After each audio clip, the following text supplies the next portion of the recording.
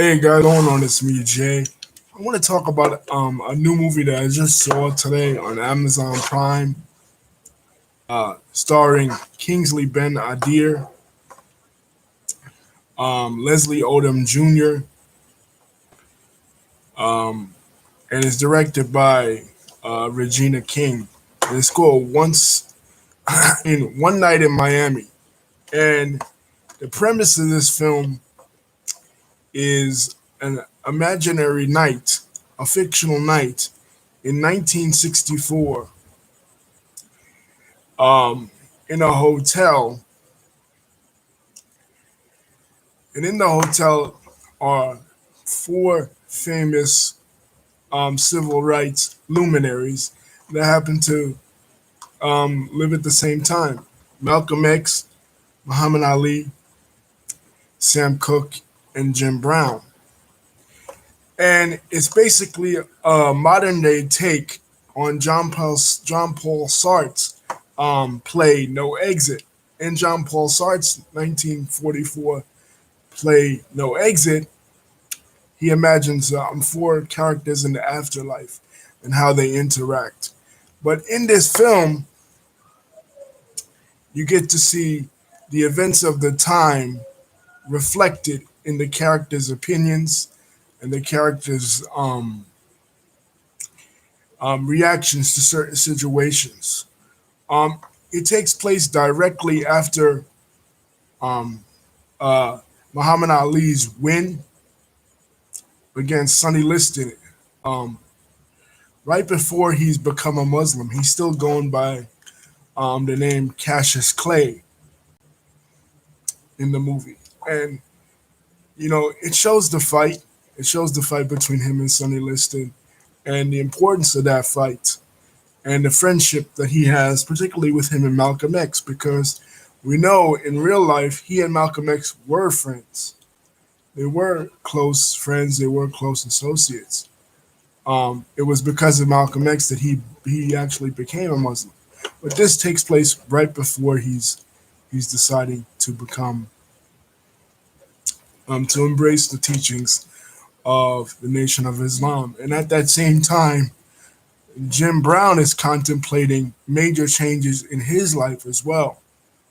He's contemplating whether or not he should um, pursue acting, um, and he should become an action star as opposed to what he is now, a football player.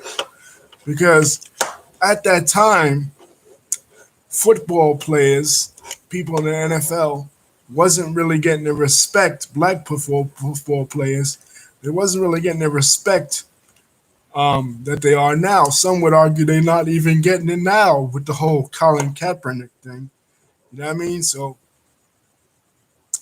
he contemplates whether or not he should quit football and go into acting, because one of the things he wants to do is be that kind of action star, that black action star in this Western. The Western is the movie The Dirty Dozen, that you never really see on screen. And Sam Cooke is contemplating major changes, because in the beginning it shows a scene where he's at the Copa Cabana. Now, the Copa Cabana was a famous club back in the day that was famously segregated. It was a club frequented by a lot of mafia guys, and these mafia guys, they would allow black performers on stage like Sammy Davis Jr., like Sam Cooke himself, but they wouldn't really allow them to go. Um, they wouldn't really allow them to go, you know, through the front door. They had to go through a segregated back door. So they wasn't really showing the respect that they really deserve, and they were told what songs to sing. So he gets up there and he starts to sing a song from Debbie Reynolds, and basically he just bombs. His performance is horrible because his soul is not in it. He wants to sing the songs he wants to sing, but um, his audience doesn't really want that from him. His audience wants the more sanitized version, the version that really agrees with the general public, i.e., white folks. And with Malcolm X too, played by Kingsley Ben Adir, he also is grappling with major changes in his life because he's just discovered that the man that he basically believed was God's last and final messenger in the theology of the Nation of Islam, Elijah Muhammad, has been um, abusing several members of the Nation of Islam, which we know in real life prompted him to leave the Nation of Islam. It was a moment of conscious for him. Um, he knew that this was wrong. That Elijah Muhammad had been a hypocrite, basically, um, always teaching this and that about being an upstanding, good Muslim, being faithful to one's wife, as Malcolm was, and at the same time, having several mistresses, having several women within the organization pregnant. And also, he's contemplating going to Mecca. And we know from history that when he goes to Mecca, he encounters Orthodox Sunni Islam, and he becomes an Orthodox Muslim. But he hasn't done that yet. And ironically enough, that will then put a strain in real life on the relationship between him and Cassius Clay, who will become Muhammad Ali, because it doesn't show this in the movie, but when it shows it in other movies that the two have been in, when Malcolm X decides to leave the Nation of Islam, Muhammad Ali stays loyal to the Nation of Islam. He doesn't transition into Orthodox Islam until the 70s, after 1975 when Elijah Muhammad died. So ultimately, Malcolm's decision to leave the religion of the organization, the Nation of Islam, this sect of Islam, puts a strain on um, their relationship up until the time when Malcolm X is assassinated in 65. They never speak again. Um, so each of these men is really grappling with major changes in their life.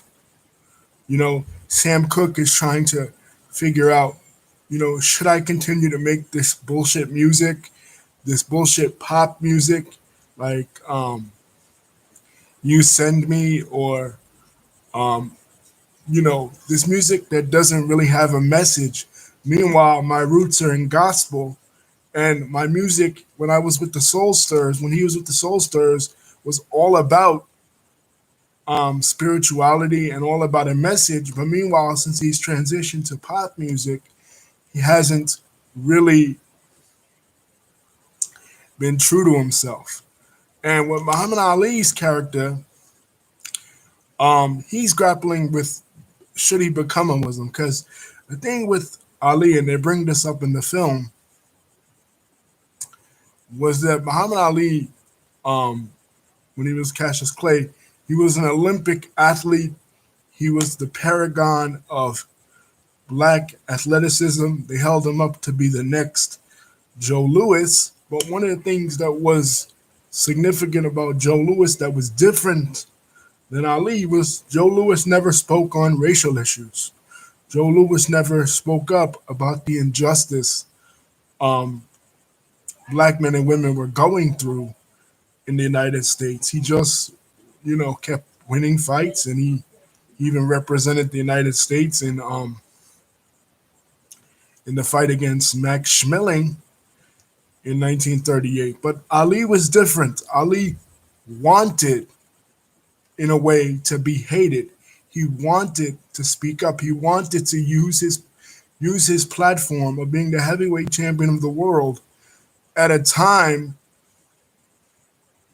when being the heavyweight champion of the world really meant something.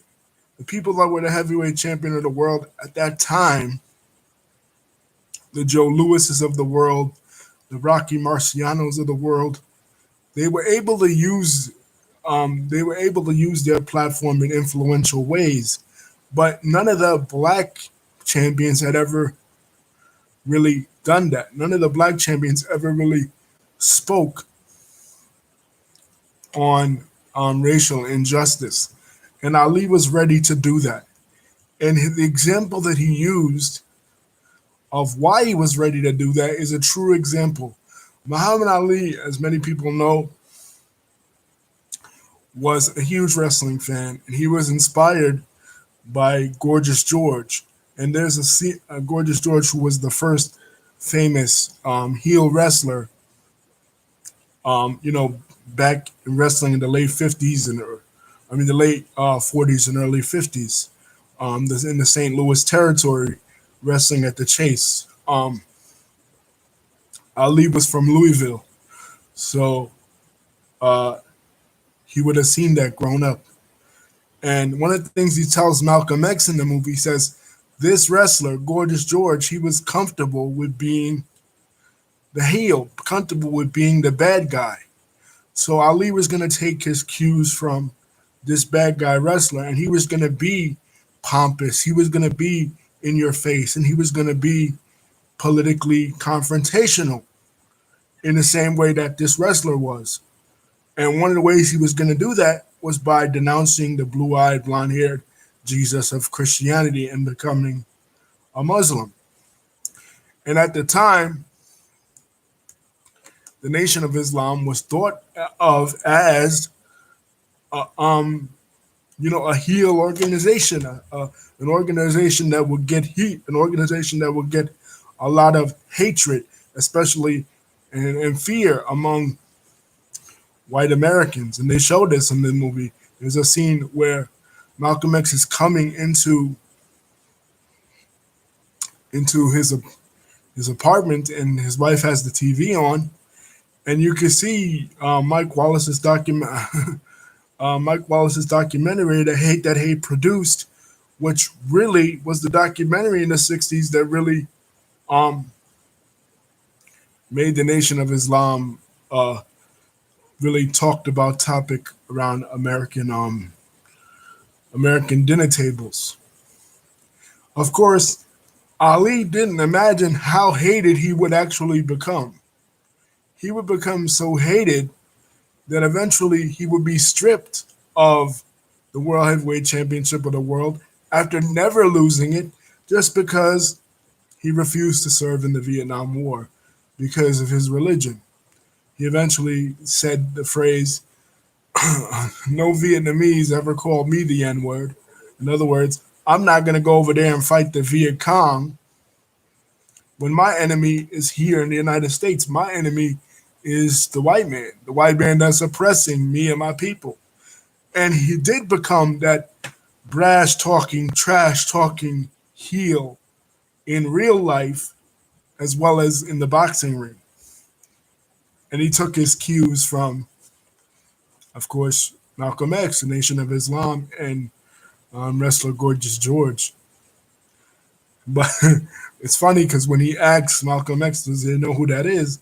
He describes the guy, and Malcolm said, well, they must love him because he has, Gorgeous George had blonde hair, blue eyes, curly hair, and he gave out the Georgie pins, right?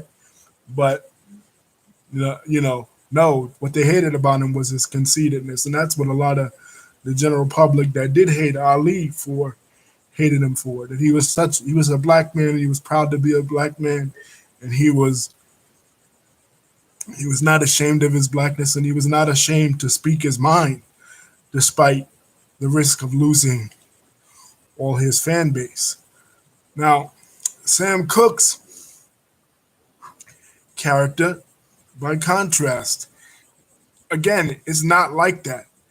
Sam Cooke's character, his rationale is that he will he will become a successful music star, and then he will give back to the community financially once he becomes a successful music star. And even if he has to compromise himself and his music to do so, he will, because he kind of feels like he's like a Jay Z or like modern day musicians like Jay Z and Beyonce kind of have this attitude, especially Jay Z, where um, Jay Z once said in a song, he said he said something to the effect of, "I don't rap like common sense, and I have never, he doesn't rap conscious music, but him making the money and then he uses that money to give back to the community." That was what Sam Cooke mentality was in this film. It like I don't put the message of the civil rights movement in my music, but I make music for the general public that all races could enjoy. And once I get that money, I give back. And Malcolm X and Muhammad Ali, they're challenging him on this issue because they're like, you got a bigger platform than us both. Because let's face it, Malcolm's platform is limited because he's in the realm of politics. Many people don't like politics. Many people are not interested in politics. With boxing, with Muhammad Ali, some people are not interested in boxing, but music is something that speaks to all people. So the platform that Sam had was way better than the platform that Malcolm had. Malcolm's platform was limited, Muhammad's platform was limited, and even Jim Brown's platform was limited because football wasn't as popular back in the day as it is, today. So of them all, Sam Cooke had the biggest platform. He was the one that could affect change the most. He was on American Bandstand. He was on all the music shows. He was at the top of the Billboard charts, and he was even performing in these segregated mafia-owned clubs. So he could have did more, but he chose not to. And I kind of sympathize with that in a way because sometimes I want to say things in my videos but I really don't want to. I don't want to really offend some people, or I don't want to appear as if I'm taking sides or whatever. So I really hold my tongue because I want to get the most views and I want to get the most out of a video that I really can. So a lot of times people that make content, they censor themselves for that reason, and that's why Sam was doing that. You know what I mean? Especially because music, and that kind of reminded me of something that like um, Berry Gordy always said. Berry Gordy, who was the first one of the first black-owned record labels, um, always said around this same time. You know what I mean? Like this was a time that music was being used as a tool, specifically rock and roll and rhythm and blues music, was being used as a tool to break down the social separation that existed between blacks and whites in this country, and being used to address issues. But anyway, Barry Gordy said, he said, we don't speak about politics because we want the whole world, all of America and all the world to like us. So when his performers were asked about political things like the Supremes, like Stevie Wonder, like Michael Jackson, the Jackson 5, they would react like Sam Cooke in this movie. They wouldn't say anything because they didn't want to risk having uh, people that disagreed with them not be their fans anymore. You know what I mean? But there is a scene in the film when they're talking about music and Malcolm X puts on a record from him, um, You Send Me, and a record from Bob Dylan, um, and um, "Change is Blowing in the Wind" by Dylan, and he says like Dylan, he's like, how's this white boy from Minnesota, Bob Dylan, addressing social and political issues of black men being treated as human beings, and you just sitting here making a song called "You Send Me." You know what I mean? Like, how does that even make sense? How is somebody of a different race addressing issues that concern you directly better than you are? You know what I mean? Like Dylan's line in the song was, "How many roads must a man go down before they call him a man?" You know, and this was directly speaking to racism, because at the time, segregationists and racists in the South were fond of calling black men boys. You know what I mean? They didn't even want to recognize the manhood of brothers. You know what I mean? So, um, you know, Dylan was speaking to this, but Sam Cooke wasn't. You know, and that really planted a seed. That conversation really planted a seed in Sam Cooke's real life, because that's exactly what happened. That's the story behind Sam Cooke's song, a change, most famous song, "A Change Is Gonna Come." When he heard that Dylan had made that, you know, it really let a spark in him. Like, damn, you know, if he's doing that, I could do this also. You know what I mean? If he's addressing these controversial issues, I can address them too. And he eventually does. Um, it speaks to other issues too. Like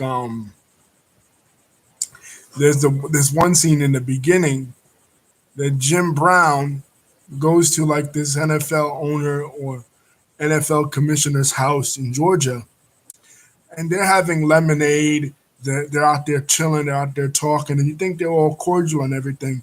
And then the guy says he's moving furniture, and then Jim Brown says, "Well, I'll come in and I'll help you with that furniture, sir." And he says, "Come on, Jim. You know I don't allow no N words um, in my house." So it's like with Jim Brown, it's like even though these people are paying me, and even though they're you know my bosses in the NFL, and I'm getting paid all these millions of dollars, they still don't. I mean, they still don't respect me as a man. They still don't look at me as an equal. Hell, the guy won't even let me in his house. You know, so that causes Jim Brown to want to say, you know what? Fuck it, I'll walk away from football. You know, I'll do something else with my life, and that's exactly what happened in real life. Jim Brown became one of the most controversial figures in all of sports in the 60s because of his stance to want to walk away. And with Malcolm, it was kind of similar, because the arguments that Malcolm X and Sam Cooke have, they each bring up great points. Malcolm brought up that point about Sam wanting to use his platform for good. Sam brings up, like I said, how R&B music and rock and roll music was used as a tool to bring people together in the 60s. That a lot of the black blues artists that wasn't paid in the 30s and the 40s, and white musicians like Pat Boone ripped off Tutti Frutti from Little Richard. White musicians were able to rip off black musicians in the 40s and 50s. I mean, the 30s and the 40s and the 50s. But later on in Sam Cooke's era, um, there were white musicians like the Rolling Stones giving more exposure to black blues musicians that people had never heard of, and it paved the way for the elimination of what was called at that time Race music. Ra- at one time, the musical charts, and many would argue even today, the musical charts were segregated by race. You had the regular white musical chart, which was called the hit parade, and then you had the black musical chart, which was called sometimes it was called the Harlem Hit Parade, and sometimes it was called race music. And black musicians were never paid. Their songs were completely ripped off. There was no copyright laws.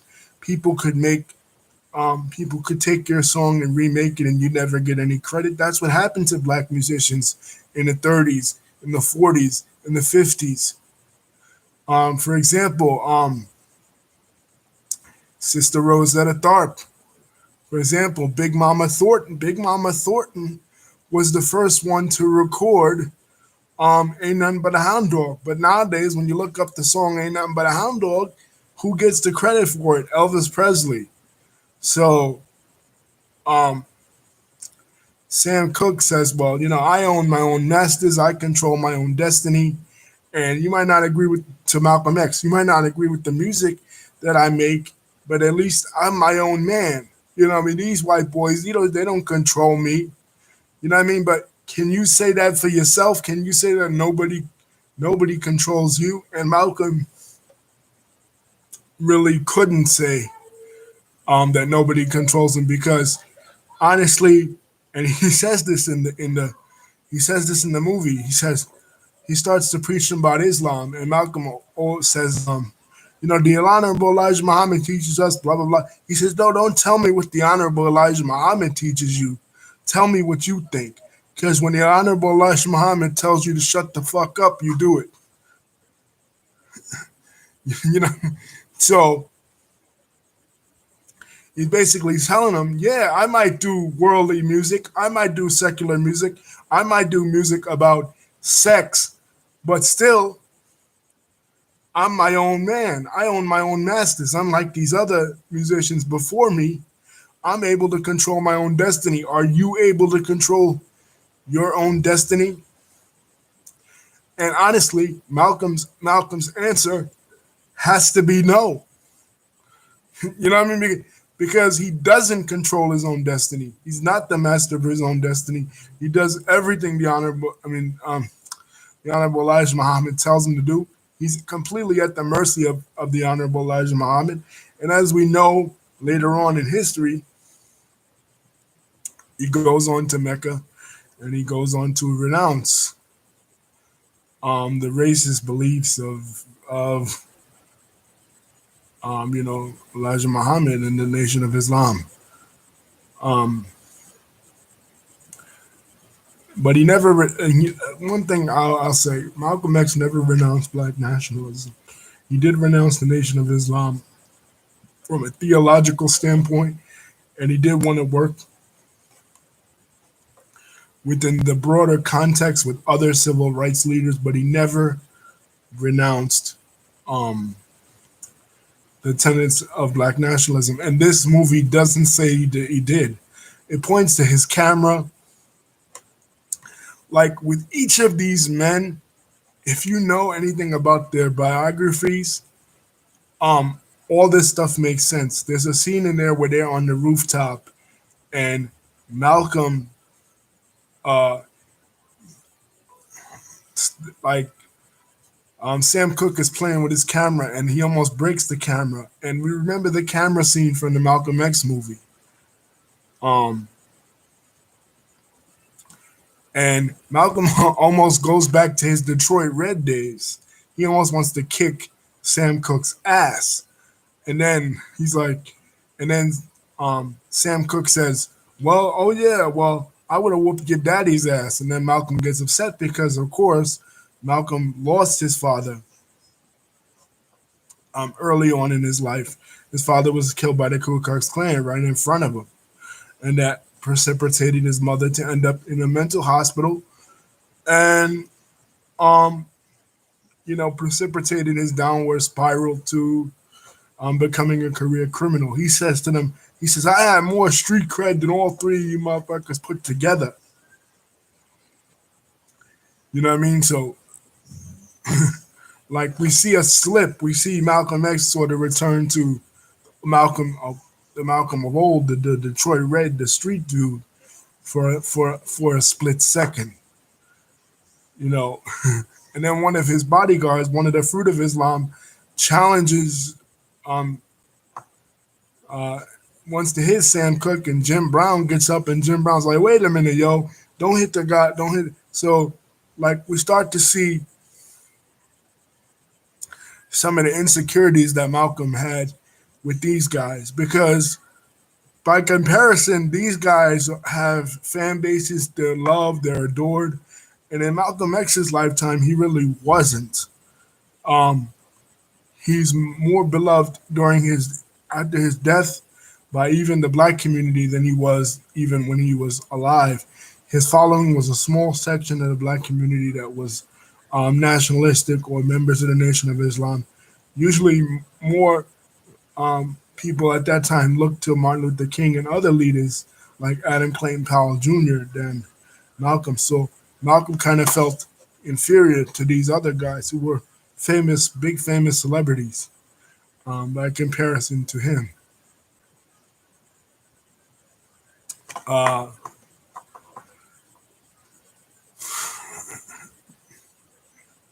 you know, so yeah, that was pretty much the end of it. I found it interesting that it was done in a hotel because Sam Cooke was later shot in a hotel.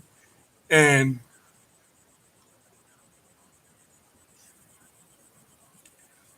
um,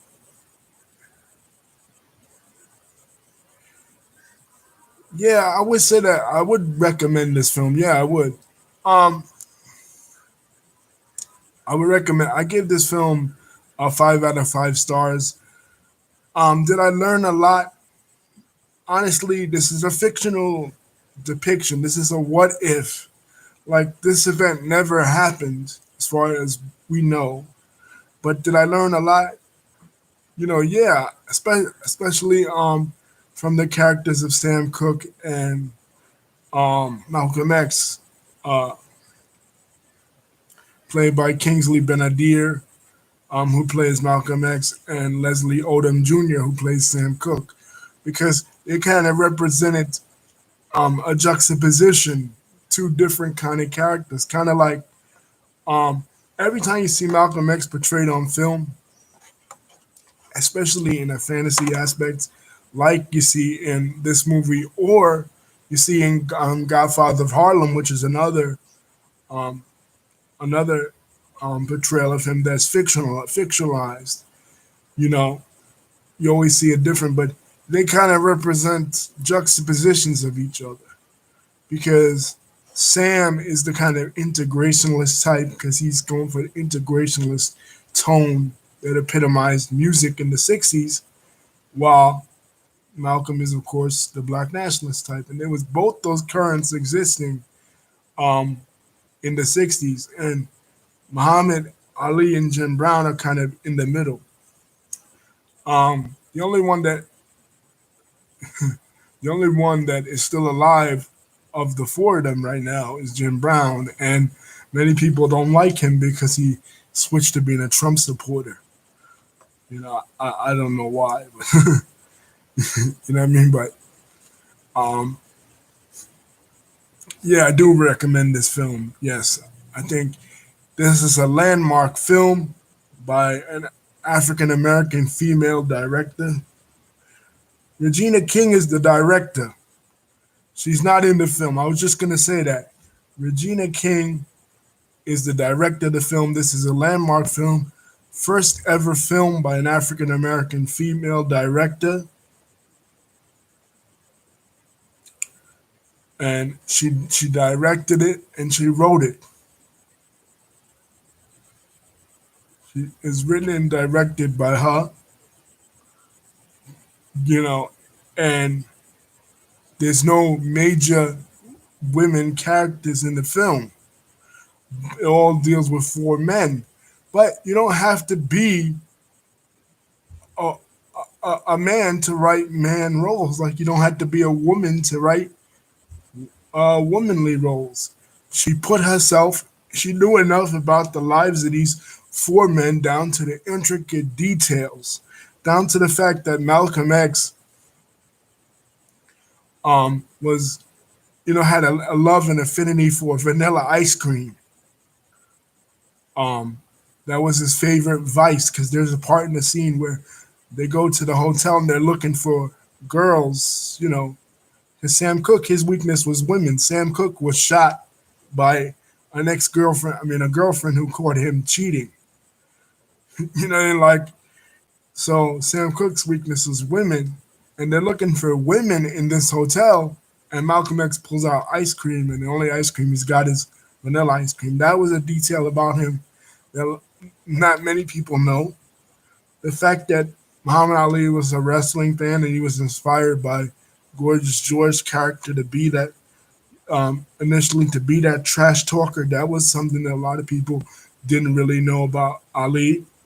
Um,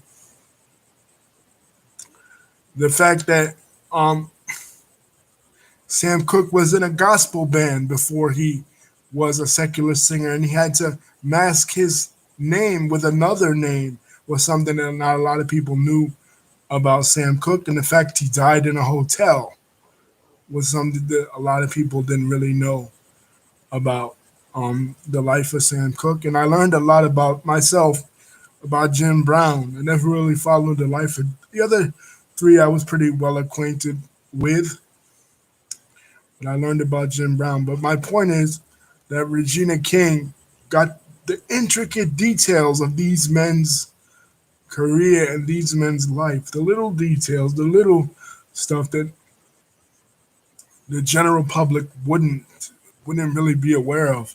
She was so astute in writing it down and communicating it on screen. So, you know, yeah, Lisa. Uh, she wrote it. That was the part she played. She directed it. So the first film by an African American woman ever, like I said, and this covers three of the men I knew a lot about because I love boxing. I love, of course, music and politics. Malcolm X inspired me. His autobiography inspired me since I was 12 years old. So I knew a lot about three of them. The fourth one, I don't follow football, and I didn't really know anything about Jim Brown, which that I learned about Jim Brown through this film. You know, um, and kind of how he felt, um, even with his size, like how he felt subconscious about it because a lot of white folks would be intimidated by him because he was so big and so outspoken the way he was, and such a great football player. So, you know, I wish the film would have touched on him more, but most of the clashes between Sam Cooke and Malcolm X's character, played by Kingsley Benadir and Leslie Odom. So yeah, Lisa, I would recommend this film. It really captures the time and the experience of these three men, um, and how their perspectives and how they see the world. And each man represents a point of view. More so than himself, he represents a point of view that was out there at the time. Um, during the '60s. '60s is always an interesting period to study because it's a period of such tremendous change. You had the feminist movement, you had the Black Liberation movement, you had this mainstream civil rights movement, you had the Vietnam War, you had which was a a greater part of the Cold War, and you had all these dynamic, strong personalities that existed at the same time. You know, one of the things that got Malcolm X kicked out of the Nation of Islam was that he said, and they mentioned this in the film, he said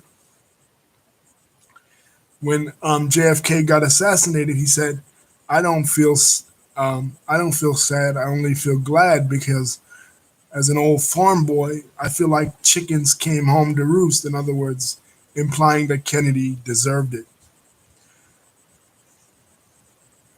and and that got him kicked out. That got him censored from the Nation of Islam because even Elijah Muhammad wasn't going to go that far. You know what I mean? Like he wasn't going to go so far as to praise the death of this president that everybody loved, including most of the people in the black community, because of Kennedy's commitment to fight for civil rights. So when Malcolm X did that, it was too much. And Sam Cooke's character says this in the movie. Sam Cooke's character is like, well, my mama cried when the Kennedy died. And Muhammad Ali says, my mom did too.